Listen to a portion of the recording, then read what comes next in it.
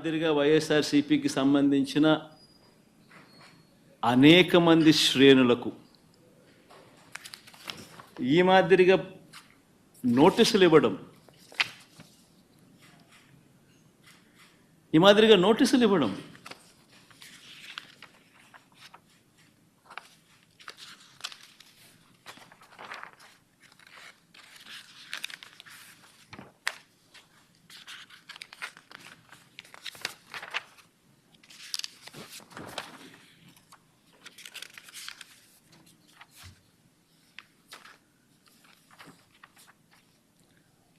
నోటీసులో ఏమని రాస్తారు?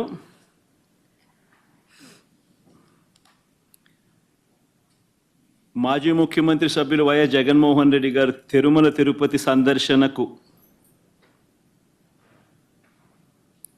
సందర్శన ఉన్నందున సదరు కార్యక్రమానికి అనుమతి లేనందున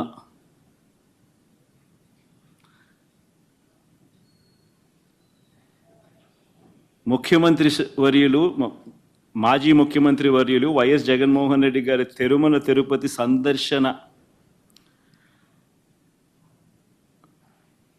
సందర్శనకు సదరు కార్యక్రమానికి అనుమతి లేనందున మీ ఆధ్వర్యంలో కార్యకర్తలతో మరియు మీ సొంత వాహనాలలో బయలుదేరి తిరుపతికి చేరుకొని వారు నిర్వహించే కార్యక్రమంలో పాల్గొంటారని సమాచారం.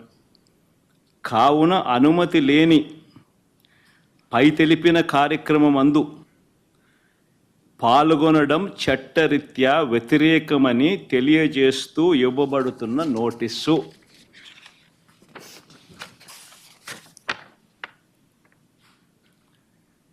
ఒక రాష్ట్ర మాజీ ముఖ్యమంత్రి జగన్మోహన్ రెడ్డి అనే వ్యక్తి,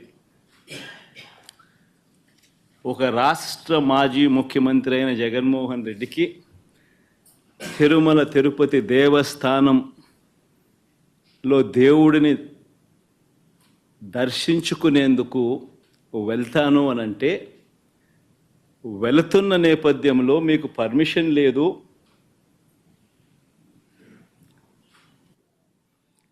మీ అందరినీ అరెస్ట్ చేస్తాము అని గుడికి పోవడానికి పోతా ఉంటే నోటీసులు ఇస్తూ ఉన్నారు. నిజంగా ఆలోచన చేయమని అడుగుతా ఉన్నా.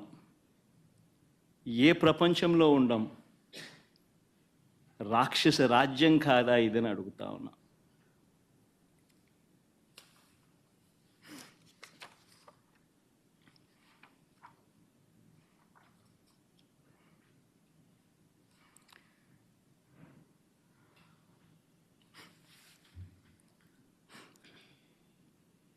ఒకవైపునేమో నన్ను ఇలా వెళ్ళనివ్వకుండా, ఒకవైపున వైఎస్ఆర్సీపీ శ్రేణులెవరూ కూడా వెళ్ళనివ్వకుండా ఈ మాదిరిగా నోటీసులు ఒకవైపున ఇస్తూ, మరోవైపున టీవీలలో చూస్తే ఆశ్చర్యకరమైన విషయాలు, చుట్టుపక్కల రాష్ట్రాల నుంచి కూడా బీజేపీ వాళ్ళని తప్పిస్తున్నారు. మరి బీజేపీ పై వాళ్ళకు తెలుసో తెలీదో నాకైతే తెలియదు, కానీ చుట్టుపక్కల వాళ్ళ దగ్గర నుంచి కూడా బీజేపీ వాళ్ళని కూడా అక్కడికి రప్పిస్తున్నారు. కొన్ని వేల మంది పోలీసులు అక్కడ మోహరించినట్టుగా చూపిస్తూ ఉన్నారు. నేను అడుగుతా ఉన్నా, ఎందుకు ఇంతగా టాపిక్ డైవర్ట్ చేయడానికి కోసం ఎందుకు ప్రయత్నం చేస్తూ ఉన్నారు? ఎందుకు ఇలా టాపిక్ డైవర్ట్ చేయడం కోసం ఎందుకు ఇంత ఆరాట పడతా ఉన్నారు?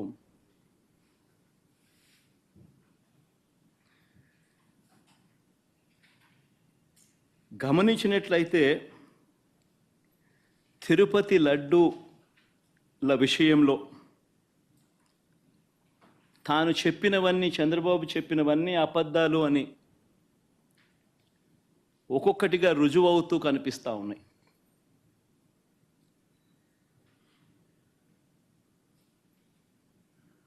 ఆ కనిపించే నేపథ్యంలో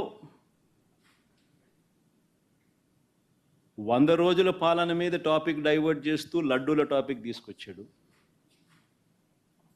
ఆ లడ్డూల టాపిక్లో చంద్రబాబు నాయుడు అడ్డగోలుగా తప్పు చేసి గుడి పవిత్రతను దెబ్బతీస్తూ అడ్డగోలుగా దొరికిపోయేసరికి మళ్ళీ ఈ టాపిక్ను డైవర్ట్ చేసేందుకు, లడ్డూల టాపిక్ను డైవర్ట్ చేసేందుకు కొత్తగా ఇప్పుడు డిక్లరేషన్ టాపిక్ తీసుకొచ్చి మళ్ళీ అది ఇంకొక రాజకీయం చేస్తూ ఉన్నారు.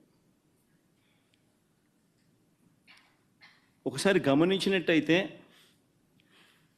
తిరుమల పవిత్రతను, స్వామివారి ప్రసాదం విశిష్టతను, తిరుమల పవిత్రతను, స్వామివారి ప్రసాదము విశిష్టతను,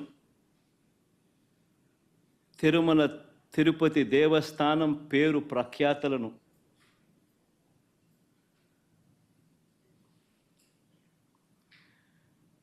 రాజకీయ దుర్బుద్ధితో, ఐ రిపీట్ దిస్ వర్డ్, రాజకీయ దుర్బుద్ధితో, జంతువుల కొవ్వుతో లడ్లు తయారీ అయినట్టుగా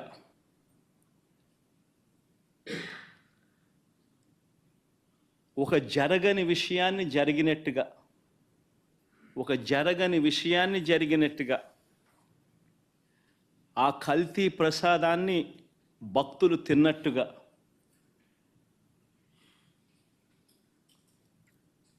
నిజంగా ఒక ముఖ్యమంత్రి స్థానంలో ఉన్న వ్యక్తి తెలిసి అబద్ధాలు ఆడుతూ, అసత్యాలు చెబుతూ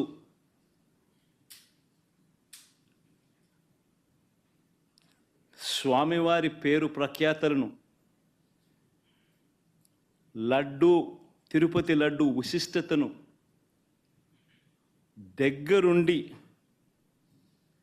దగ్గరుండి అపవిత్రం చేసే కార్యక్రమం సాక్షాత్తు ఒక ముఖ్యమంత్రి చేస్తూ ఉంటే ఇంతకన్నా దారుణం ఎక్కడైనా ఉంటుందా, ఇంతకన్నా అధర్మం ఎక్కడైనా ఉంటుందా అని ఆలోచన చేయమని అడుగుతా ఉన్నా.